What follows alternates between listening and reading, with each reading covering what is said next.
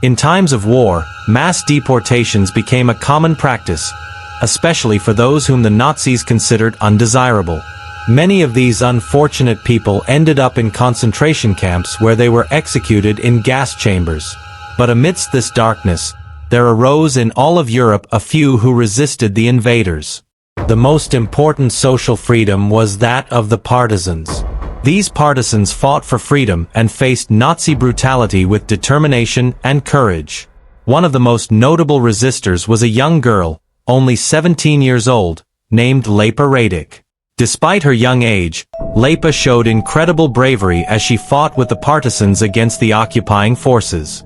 However, she was captured by the Nazis and executed, becoming a symbol of resistance. Today, we will learn about the life and tragic story of Lepa Radic, the young woman who faced the Nazi occupation and paid with her life.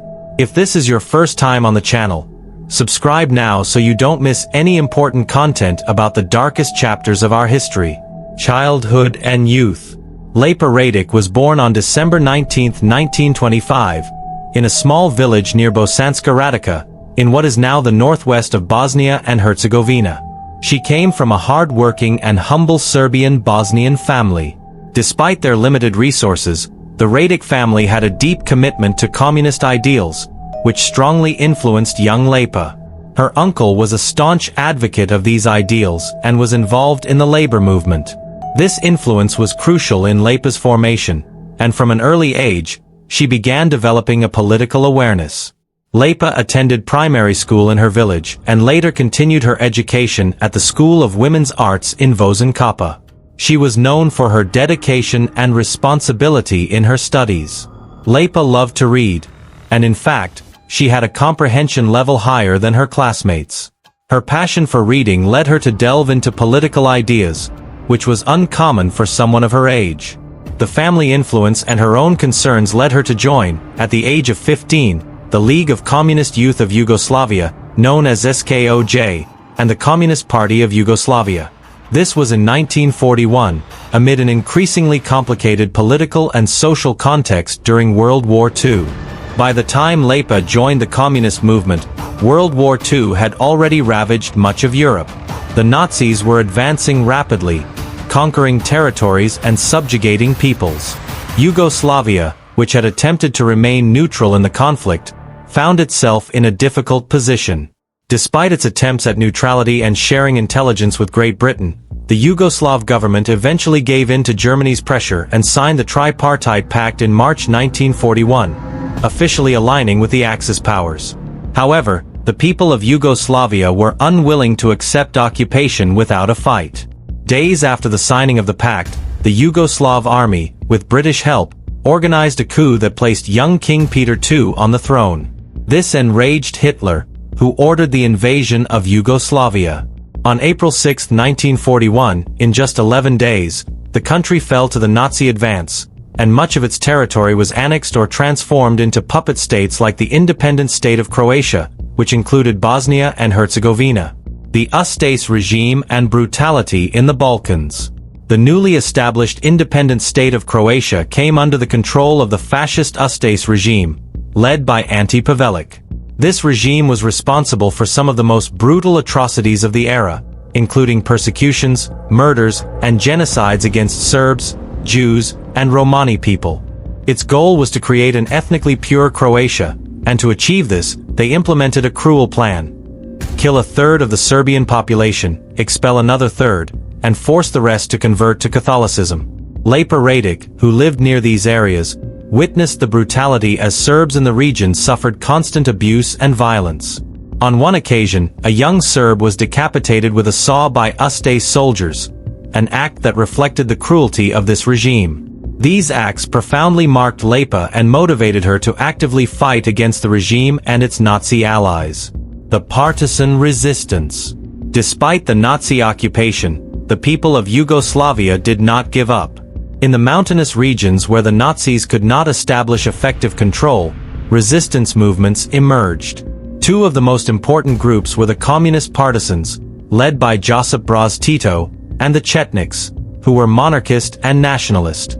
Although both groups opposed the Nazis, their methods and objectives were different.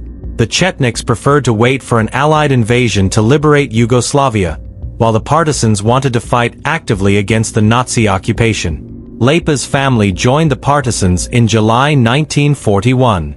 Her father and two uncles enlisted to fight against the Ustase regime and the occupying forces. However, in November 1941, they were captured by the Ustase and imprisoned. Fortunately, a week later, the Partisans managed to free Lepa and her family from prison. From that moment on, Lepa and her sister Dara began to actively participate in the resistance. Lepa joined the 7th Partisan Company, where she initially served as a nurse. Her youth and energy made her a key figure in recruiting other young people into the movement. In addition to her role as a nurse, Lepa took part in military missions, such as one in which she led a group of young people to collect grain near a German camp, risking her life. The capture and execution of Lepa Radic. In January 1943, the Nazis launched Operation Weiss, a massive offensive aimed at destroying the partisan resistance. During the Battle of Lepa, Lepa played a crucial role by transporting wounded soldiers to shelters and hospitals in the Gemini's Mountains.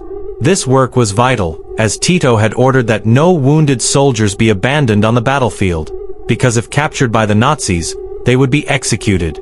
However, in February 1943, while helping evacuate women and children, Lepa was captured by the 7th Mountain Division of the SS Prince Eugen. Despite being at a disadvantage, Lepa did not surrender. She fought back, firing at the Nazi soldiers until she ran out of ammunition. She was finally captured and taken to prison, where the Nazis interrogated and tortured her to extract information about the Partisans. Despite the suffering, Lepa remained firm and revealed nothing. On February 8, 1943, the Nazis decided to execute Lepa. Before her death, they offered her a chance to save her life if she betrayed her comrades, but she firmly refused, saying, "I am not a traitor to my people. Those you ask about will reveal themselves when you manage to finish off all of you." Her last words before being hanged were a call to resistance. Long live the Communist Party and the Partisans. Fight for your freedom, do not give up before the evil ones. Lepa Radic was executed at the age of 17, but her legacy of bravery and resistance endured.